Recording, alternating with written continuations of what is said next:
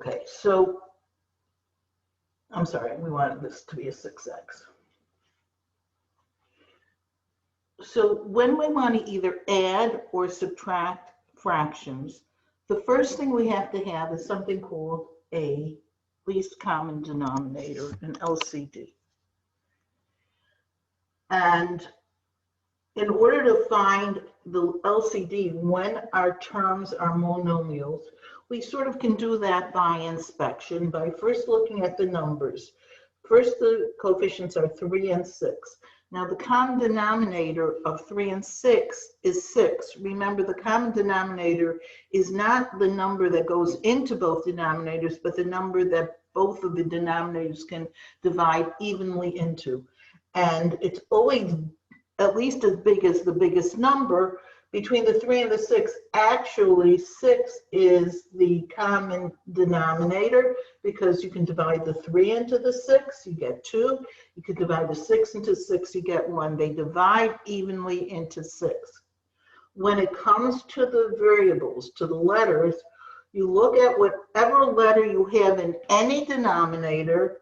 In this case, the letter we see is an X, and then pick the highest exponent of that variable. So that happens to be x squared. My common denominator for this particular problem is 6x squared. Once you pick the common denominator, then you have to do something called rename the fractions. You're going to be changing your denominator, so you have to change your numerator as well in order for you to have a fraction that's equal in value to what it was originally. And you do that by dividing the original denominator into the new denominator, to the LCD. So 3 into 6 gives you 2. I'm just going to put this over this up here. The x squared into x squared cancels. That means you have to take your original numerator, which is 1, and multiply it by the 2.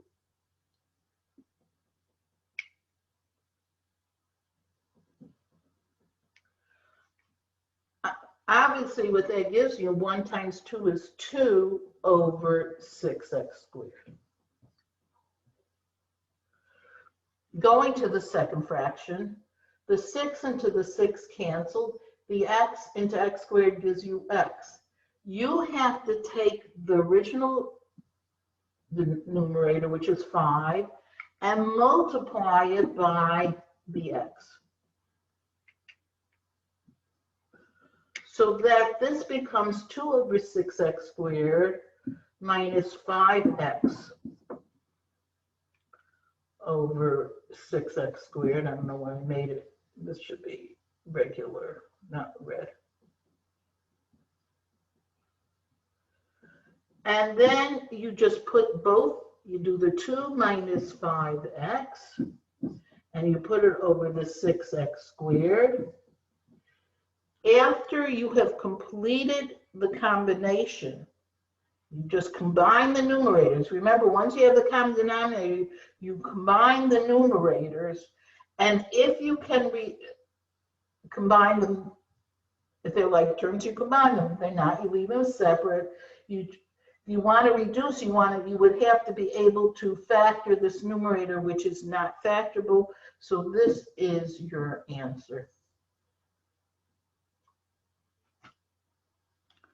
So that's what we had done the other day. Let's see if I can give you another example to try.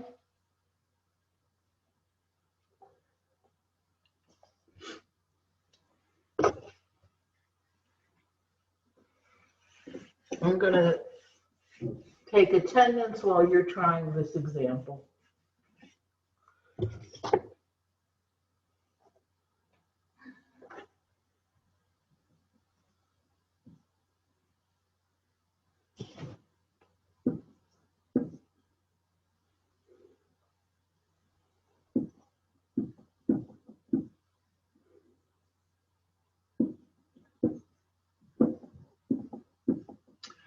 Suppose I gave you 6 minus 5 over x squared. It's just the 5 that's over the x squared, minus the 7 over x.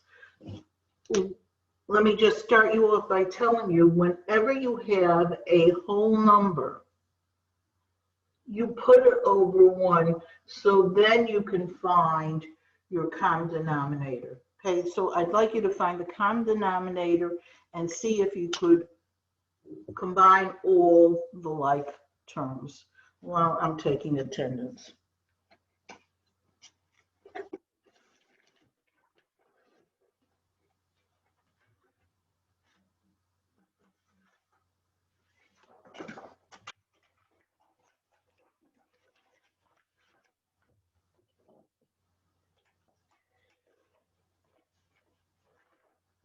Abdul Ali.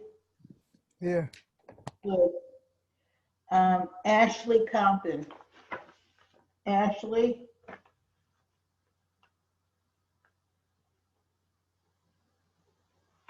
Yesenia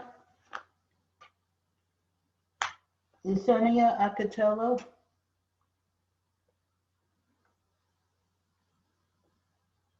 Dominic. Here. Good. Darlenis. Darlenis, you here?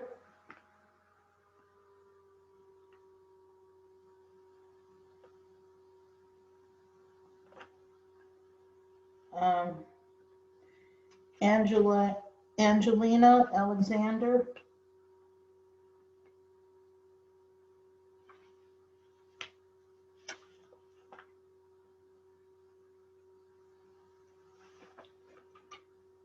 Wendy here.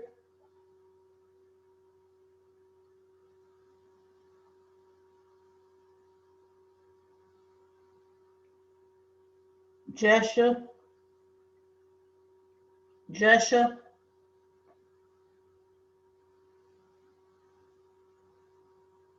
Devante.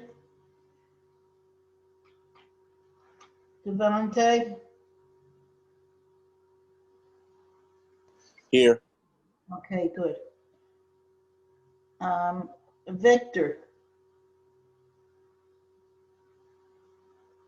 Victor Quello.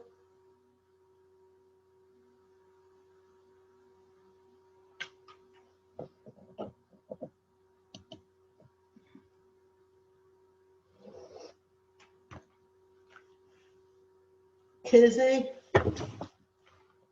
here. Kizzy Ellis.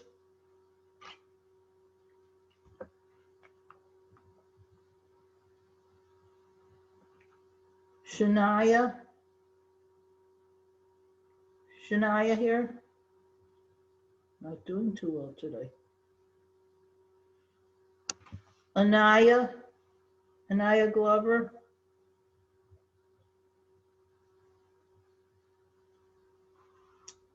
Bernardo. Here. Okay, good.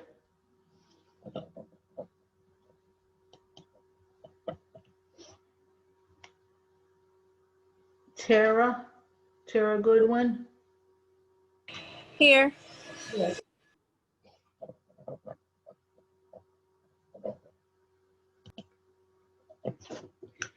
So if we want to add these fractions, we have to first find a common denominator. Remember, adding and subtracting, the first thing you have to do is find an LCD. Okay, now the numbers I see are just a 1, and this is also 1, and this is just a 1. So 1 is the coefficient, and the highest exponent of the x I see is x squared. So actually, x squared is going to be the common denominator of everything. 1x squared or just plain x squared. Now, when I divide the 1 into the x squared, it gives me x squared. So I have to multiply the 6 by the x squared as well.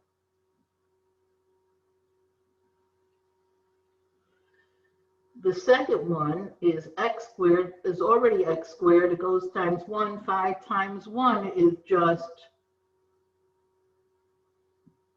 we just have to multiply the 5 by the 1. And finally, the x into the x squared is x. So I have to multiply the 7 by the x. So that what we end up with is 6x squared minus 5 times 1, which is minus 5, minus 7x. And that's all over x squared. Usually we would put our numbers in descending order, so therefore I would get 6x squared minus 7x minus 5 over x squared.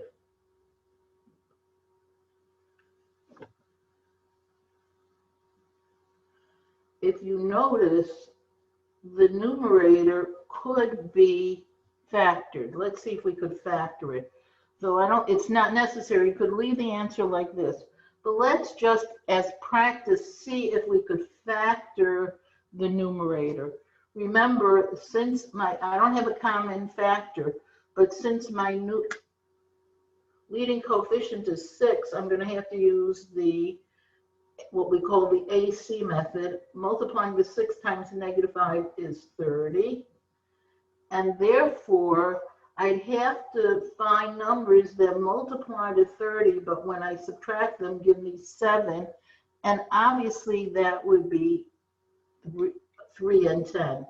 So I'd have to rewrite the 6x squared as a negative 10x and a plus 3x, because we said the numbers we're going to need are 10 and 3, and the 10 is the larger one, is going to have to be the negative, and the minus 5, so that we're doing grouping now. Grouping the first group, we see a 3x as a common factor, and we get 2x. I'm sorry, 3x is not a common factor. 2x is a common factor.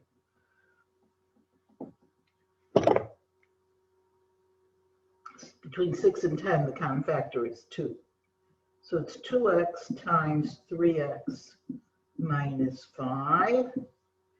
And on the second thing, there is no common factor. Remember, when you're doing grouping, you always have to have a common factor. So if there's nothing, we just use a 1. So that this becomes 3x minus 5 times 2x plus 1. And we all put it over the x squared. There's nothing that's going to be canceled out. So you could either leave your answer as it was originally like this, or you could leave it in the factored form like this. But don't forget that you have to know how to factor. This topic is not part of the midterm, but the factoring certainly is. Let me just reiterate what I said, since now a few more people have come on. The midterm is going to be available for you starting October 20th at 2 p.m. In other words, after this class on Tuesday, through October 22nd at 10 p.m. Now, when I say 10 p.m., it's going to shut off at 10 p.m. So that means you have to give yourself an hour. It's 75 minutes and an hour and a quarter. The latest you want to start is at 8:45 on Thursday, the 22nd. But remember, once you start your midterm, it's given. Is that for the midterm? That is the midterm. I'm talking about the midterm. The midterm is going to be given on your Blackboard account. You have to go to Blackboard, and it's going to be exactly the same setup as the practice midterm. Now, the practice midterm is a test you're getting a mark as a test, but it's also a practice as so you know how to do the midterm. Both the midterm and the final are going to be given on Blackboard the same way. Multiple choice questions, the way they have been given the practice. So those of you who've done the practice should have an idea of how to go about it. But make sure, first of all, that practice midterm has to be completed by Monday. No, the practice is on Blackboard. There is a test on Delta Math. Test 2 is on Delta Math.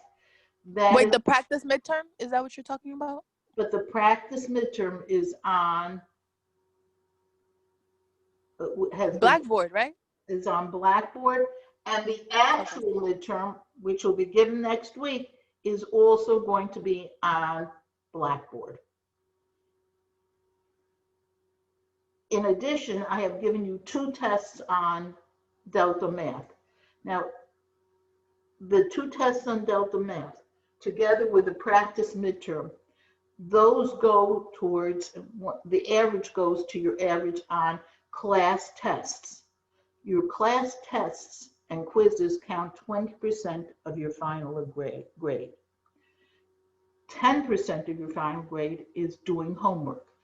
In other words, all you have to do is do the homework. You don't have to get them right. You just have to make sure you've tried them. And I can tell when you've gone on Delta Math, I can tell if you've gone and I can see how many questions you've tried. You have to try them. Even if you get it wrong, you get credit for doing the homework. In addition, your midterm, again, it's going to be available from October 20th at 2 p.m. until October 22nd at 10 p.m. That's going to be your midterm is worth 10% of your final grade. The remaining 60% you get from your final exam. Is everybody clear on this? If you came in after I took attendance, please write it right on the chat that you came in. Wait, I'm here. But Dominic, remember, the practice midterm is on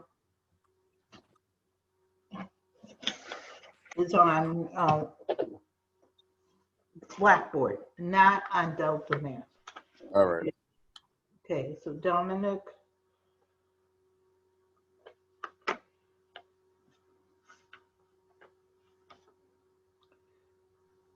And Kalinda Genti. Okay. Kalinda, you came in.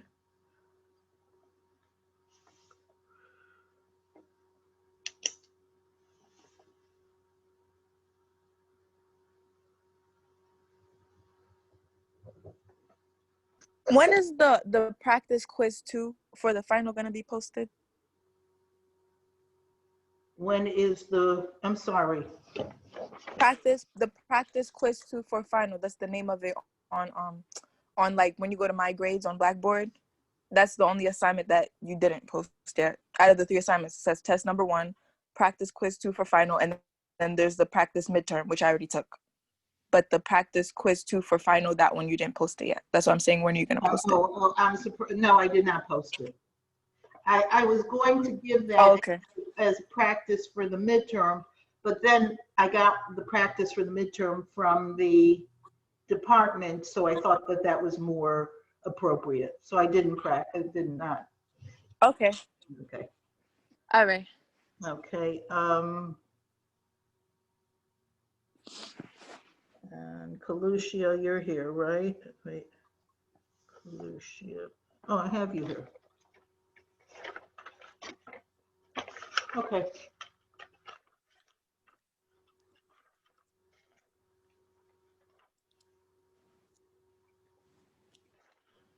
I think we're okay with what we're doing here now. Okay.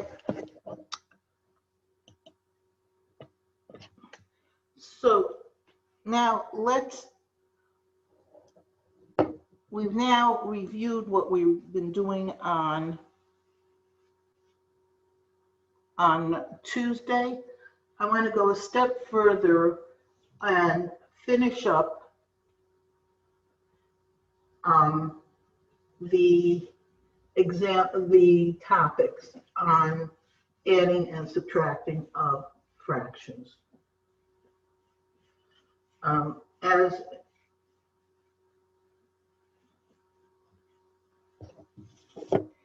if there's any topics that you want me to review for the midterms, please send me an email or a chat.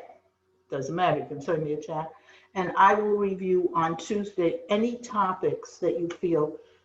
That's why I want you to do the practice of midterm before next Tuesday, so that if there are any topics you still feel that you'd like me to go over, I can do that with you. All right, so now let's go on to what happens if I want to add fractions and the denominator of the fraction is not a monomial. Let's say I gave you an example like this. 2x minus 3 over x minus 2 minus x minus 1 over x minus 2.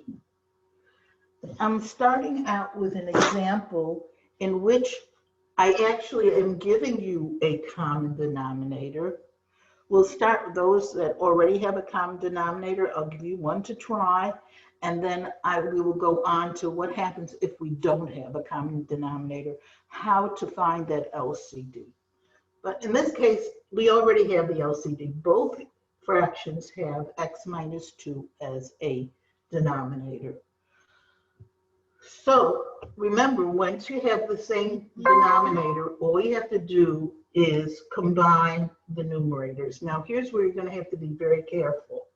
You want to combine the 2x minus 3 minus the x minus 1 and put it over the common denominator of x minus 2.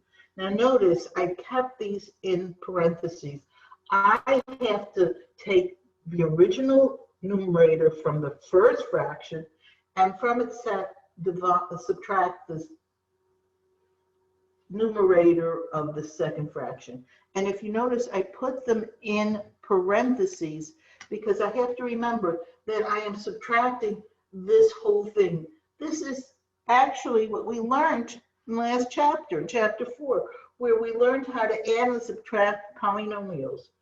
Remember, when you have a parentheses, it's if there's a 1 in front of that parentheses. So when I remove the parentheses, this just becomes 1 times 2x minus 3. In other words, it stays the 2x minus 3. But when the minus here means I have to multiply both the x and the minus 1 by negative 1. So negative 1 times x is negative x. And negative 1 times negative 1 is positive 1. The most common error that people make is they remember to subtract the x, but they forget that they're also subtracting the negative 1. And a negative become a positive. Now this all goes over my common denominator of x minus 2. And I don't try to reduce or do anything at this point. I combine all the like terms. Now I have a 2x and a minus x, which gives me an x, and a negative 3 plus 1, which gives me a negative 2. I combine all the like terms of the numerator and put them over the common denominator, which is x minus 2. And the last step is to see, could I reduce that fraction? But I don't reduce it in the middle. I only reduce it when everything is combined and I'm pretty much at my last step. Now I happen to notice that I have an x minus 2 on the top and x minus 2 on the bottom. Remember, it's not x and minus 2. It's the whole unit x minus 2. It will cancel out with the x minus 2. Now, since everything is canceling out, I get 1s, and 1 over 1 is 1. So the final answer to this example is just 1. You think you want to try one like this? Shall we do, let me give you a similar type problem.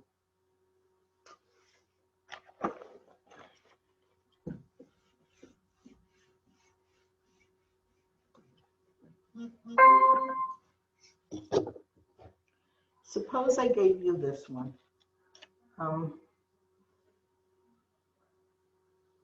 7x minus 1 over 3x plus 2 minus 4x minus 3 over 3x plus 2. Okay, I'm going to give you a couple of minutes to try that on your own.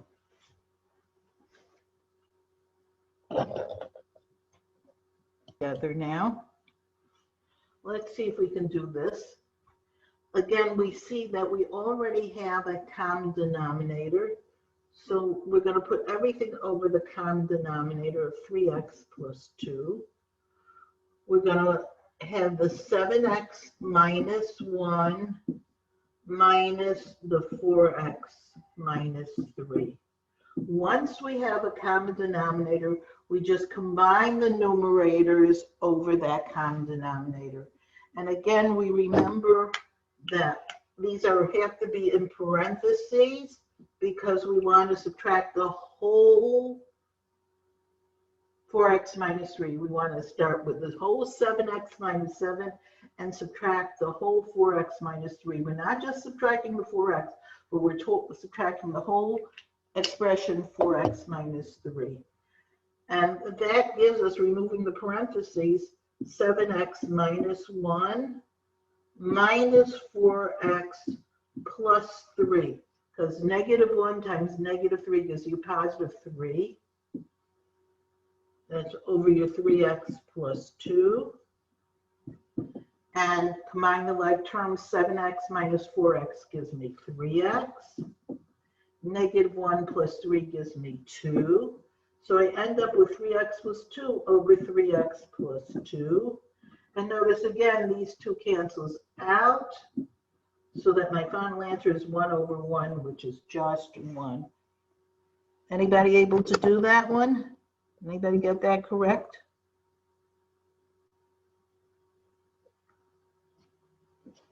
Okay, great. That one is good. Now, let's go on to the next step and see what happens when we have two fractions that have polynomials in their denominators, but they are not like. We don't have the same common denominator. Let's say I have an example that looks like this. I have x plus 1 over 2x minus 2 minus 2 over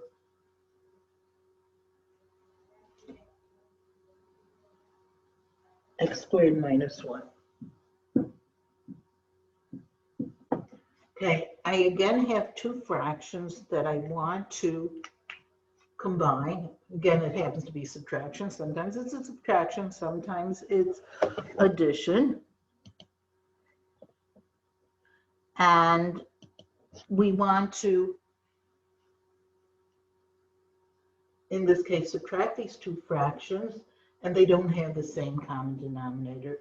So the first thing we have to do is find that LCD. We have to find that least common denominator. So here's what we do when our denominators are polynomials.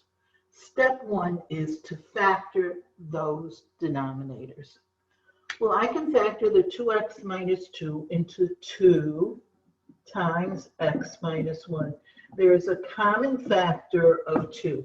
Now I'm putting this line through here so to know that this is the new denominator that I'm interested in using.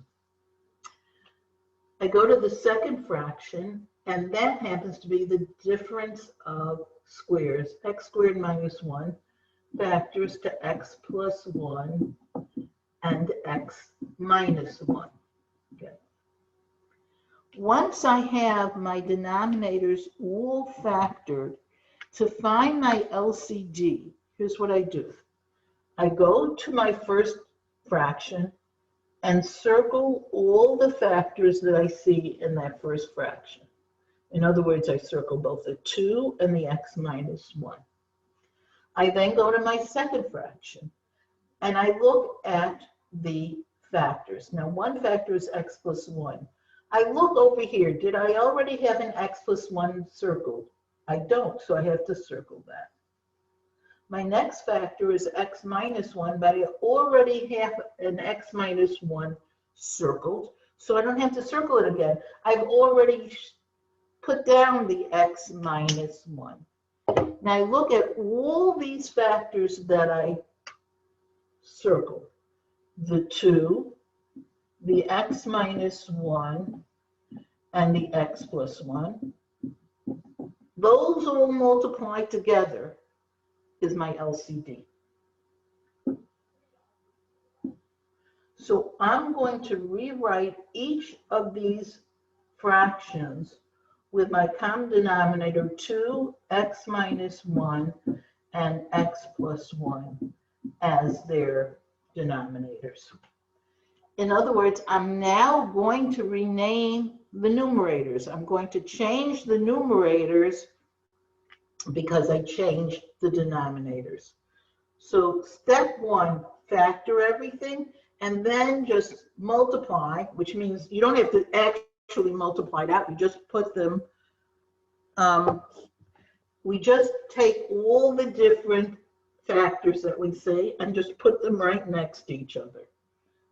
Are you okay with that, Dominic?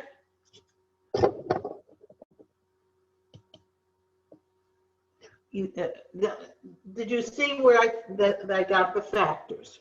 Dominic, you're okay. And then I just took each of them, the 2, the x minus 1, and the x plus 1. There was another x minus 1, but I already wrote it down, so I don't have to write it down again. Okay. Now we have to decide what we're going to do with the numerators. So let's see. I'm going to compare the original denominator with the LCD. So if I compare this, I have a 2 here, so I'm checking it off. I have an x minus 1 here. I don't have the x plus 1. The x plus 1 is not over here.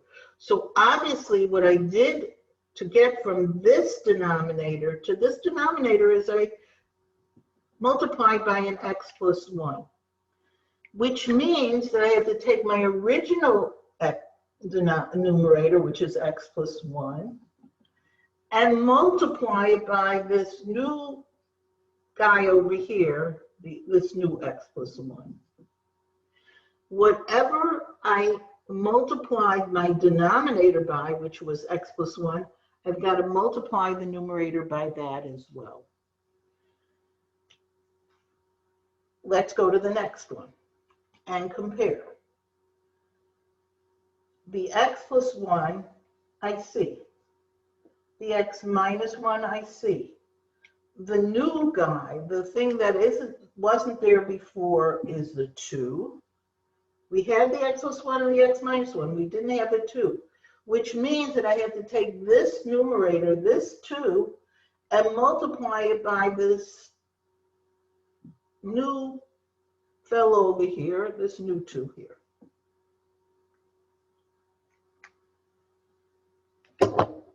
So it's a matter of just literally, you don't have to do any actual division.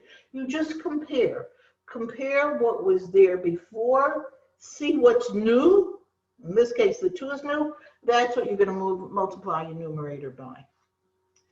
Now, that means that I'm going to have to multiply the x plus 1 times the x plus 1 minus the 2 times 2, and put that all over the 2 times x minus 1 and x plus 1. I combine, now that they have the same common denominator, I just combine the numerators and put them over the common denominator. Now, obviously, don't start trying to cancel things out. Before you can do any simplification, you have to remove the parentheses and combine all the like terms. So first I have to do x plus 1 times x plus 1, which is going to give me x squared.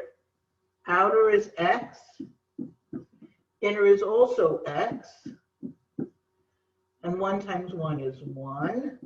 Minus 2 times 2, which is minus 4. That's all over our common denominator of 2, x minus 1, and x plus 1. And combining all these like terms, I'm going to do it on top. It's going to give me x squared. Now I have an x and an x, which is a 2x. And a plus 1 and a negative 4, which is minus 3. So that this turns out to be x squared plus 2x minus 3 over 2 times x minus 1 times x plus 1. Notice we leave our denominators in their factored form, but the numerators we actually multiply out and combine the like terms. Actually, I finished all the steps for the combining. The only thing that's left with is, can I reduce this? Can I make this simpler? And in order to do that, I would have to factor. And it turns out that I can factor my numerator. The x, I'm going to break it up into x and x. And the last term is negative, means one is plus and one is minus. And we need numbers that multiply to 3. But when we subtract them, we're going to get 2, which is obviously 3 and 1. And since the middle term is positive, the larger number, the 3, is going to go with a plus, and the 1 is going to go with a minus. And that's all over 2 times x minus 1 and x plus 1. And I see that I have a common factor of x minus 1 in the numerator and in the denominator. So I'm going to write my answer over here because I'm running out of space. My answer comes out to be on top x plus 3, and on the bottom 2 and x plus 1. You do not have to multiply this out. You could leave this in its factored form. This is a perfectly good answer. That's the answer that you would be looking for. Are there any questions about this? This is probably one of the most time-consuming, difficult topics. The only thing is that when it comes to a test or to a final or to a midterm, or, well, it's not going to be on the midterm because it's on the chapter after the midterm. But after that, it's probably one of the most difficult topics. You won't get a lot of them on a final. Okay, let's do another one. Yes, I am going to do another one. I'm actually going to do, let's do the one that's on the chapter 5 examples. I'm going to give you a few minutes to try it on your own, and then we'll do it together. Okay, so here's the next problem.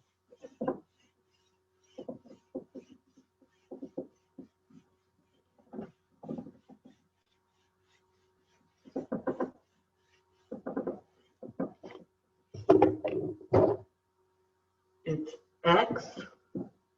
This actually happens to be problem number 8 on that sheet. X over x plus 3 plus negative 18 over x squared minus 9.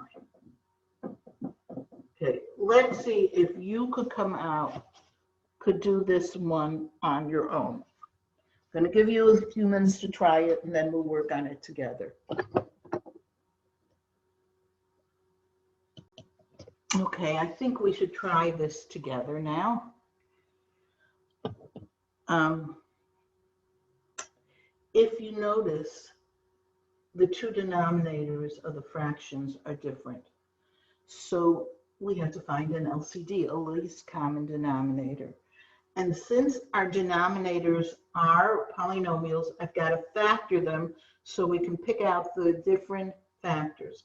Now, x plus 3 can't be factored anymore, but the x squared minus 9 can be factored to x plus 3 and x minus 3. It's the difference of squares, and we factor it into its conjugate binomials. You should be able to recognize that. And then I do what I did before. To find my LCD, I start with my first fraction and circle everything from the first fraction, all the factors of the first fraction denominator. Then I go to the second fraction. I have two factors. I have an x plus 3, which is already circled, so I don't have to circle it again, and an x minus 3 that wasn't circled, so I have to circle that. And that means if I take all the things that are circled, which is the x plus 3 and the x minus 3, that is going to be my common denominator.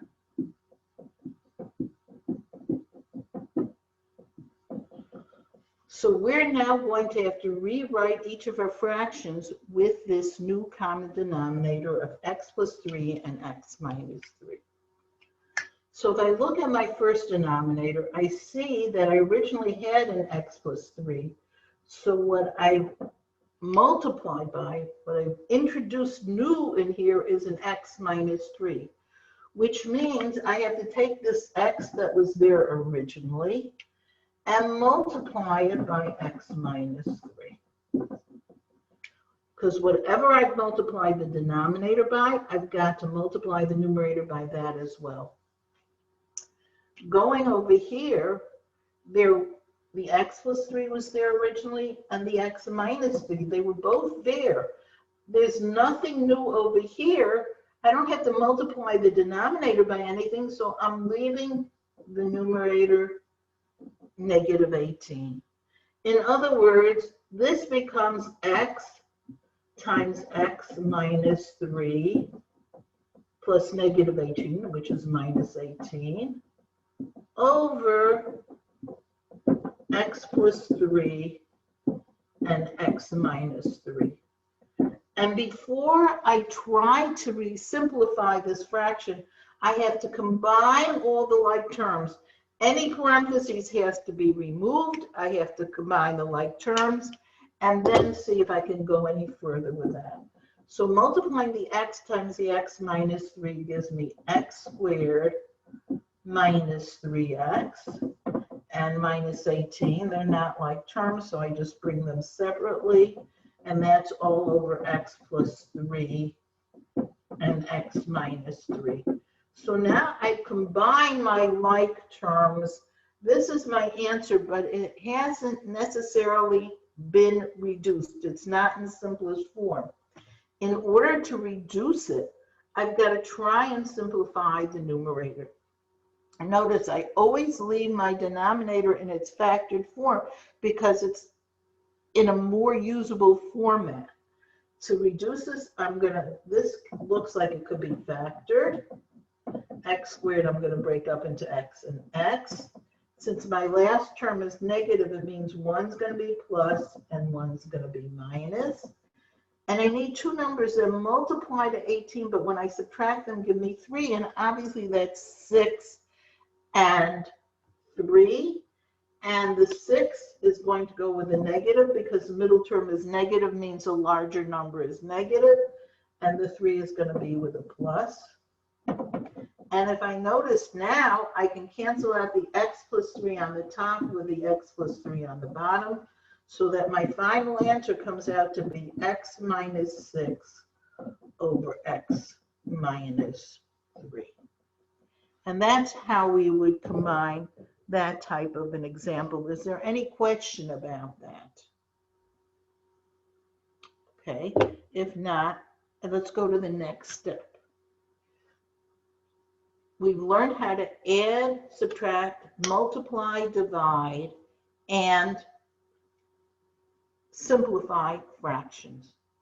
So we know how to do all sorts of operations with fractions. Now we'd like to see, can we solve equations with fractions? And I'm going to break this down into a couple of different topics. And then I'm going to remind you that actually we've done some of these type of things before. So I'm going to erase this now.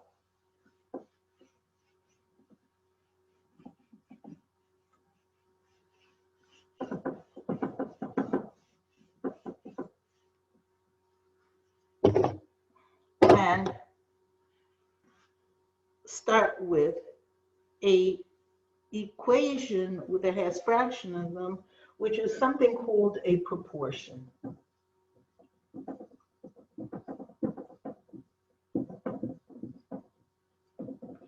In a proportion, what we have is one fraction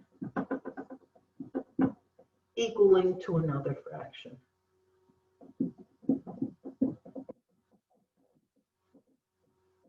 Here's an example of a proportion.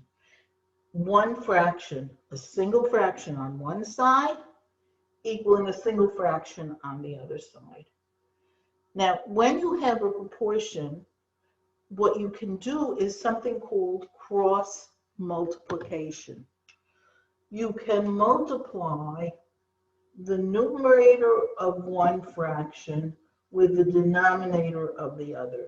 In other words, you can multiply the 3x times the 5, and that'll equal the other numerator times the other denominator. In other words, numerator 1 times denominator 2 is equal to denominator 2 times numerator 1. So that will give us 3x times 5 equals 8 times x plus 1. The advantage of doing this is that we've gotten rid of fractions. Everybody prefers not having to work with fractions if they can avoid it. This is a way of getting rid of the fractions so that you have a regular equation. Of course, now you could just solve it. Multiplying 3x times 5 is giving you 15x. And that equals 8x plus 8. Because we use a distributive property. Bring the 8x to the other side. That'll give us 7x equals 8. And my final answer is 8 over 7. Do not be surprised if your answer comes out to be a fraction. You do not have to change the fraction to a decimal. This is a chapter on fractions. We may as well have answers with fractions. And this is, I know you might consider this what's called an improper fraction, but in algebra, it's perfectly all right to have your numerator greater than your denominator. Your proper answer is 8 over 7. So the point of cross multiplying is so that you end up with a much easier equation to solve. Again, this is when you have an equal sign, when you're trying to solve an equation. Okay, I'm going to give you a question like that for you to try.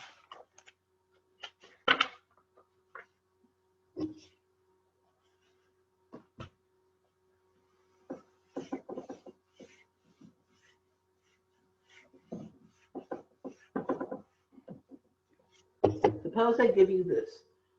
N over 9 equals 1 over n plus 8. This is again a proportion because we have a single fraction here and a single fraction here. And we want to solve this equation. I'm going to give you a few minutes to try it on your own. Okay, let's try and do this together. Again, it's a proportion because I have a single fraction, n over 9 on one side, and another fraction, a single fraction, 1 over n plus 8 on the other side. So again, I'm going to use my cross multiply. I'm going to multiply the n times the n plus 8, and that's going to equal the 9 times 1. Now I want to remove this parentheses by using the distributive property, so I get n squared plus 8n equals 9. And lo and behold, the type of equation that I see here is a quadratic equation because I have an n squared. And I know when I want to solve a quadratic equation, I want to solve this. I want to figure out what the value of n is. I've got to get it equal to 0, which will give me n squared plus 8n minus 9 equaling 0. And I have to factor this. So factoring the n squared is n and n. The negative 9, the last term is negative, means 1 is plus and 1 is minus. And I need numbers that multiply to 9 and subtract to 8, which is 9 and 1, obviously. And since the middle term is positive, it's the 9 that's going to be the positive, that's the larger one, and the 1 that's going to be the negative. And now we set each of these equal to 0, n plus 9 equals 0, and n minus 1 equals 0. So one answer comes out to be n equals negative 9. And here I add 1 to both sides. And the other answer comes out to be 1. Don't forget, when you have a quadratic equation, you do want to get 2 answers. You usually do get 2 answers. Let's just check these answers and see if they actually work.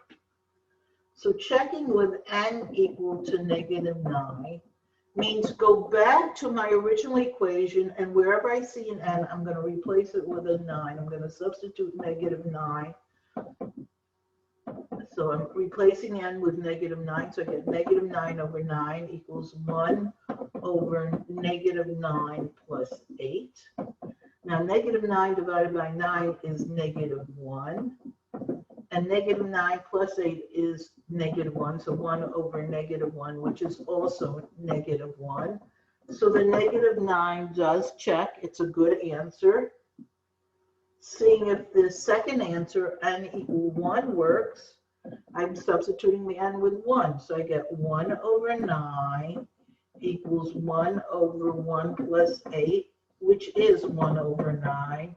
So this answer works as well. We're going to see that it's mandatory to check these answers because sometimes they don't work. We'll talk about that next time. I just want to do one other type of question. Was anybody able to get this answer? Yes. Okay, great, Maya.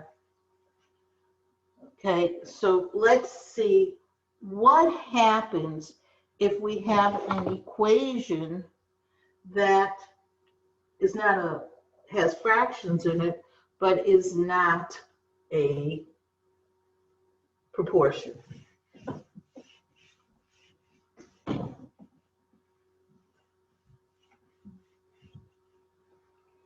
What happens if I have something that looks like this? 5 over 8x plus 5 over x equals 1 over 4.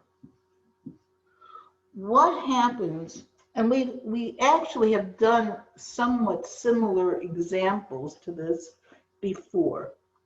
What happens when we have an equation with fractions, but it's not a proportion because we have more than one fraction or more a whole number in a fraction on one side.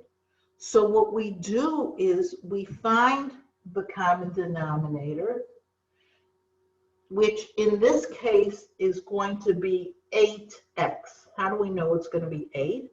Because if I look at the numbers, the 8, this has a 1, understood, and a 4, The common denominator of those three numbers is 8, because 4 divides evenly into 8, 1 divides evenly into 8, and 8 goes into 8. And the highest exponent of the x is an x. So we take our common denominator, which is 8x, put it over 1, and multiply the whole equation by that common denominator.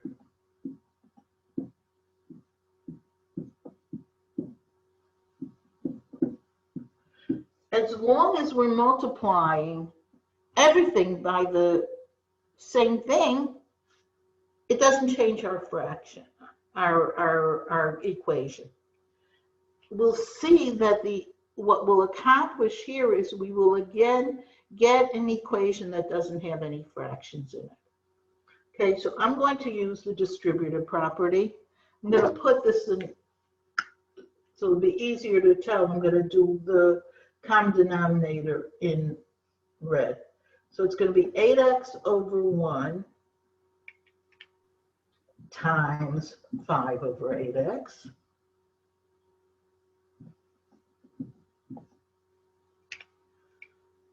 plus